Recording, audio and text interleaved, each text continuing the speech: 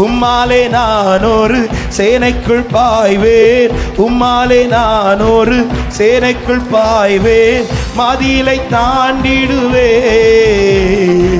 மதிலை தாண்டிடுவேன்.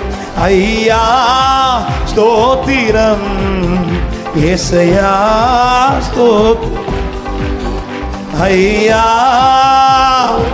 நல்ல கையை தட்டி ஆண்டவரை உயர்த்தி சொல்லுங்க.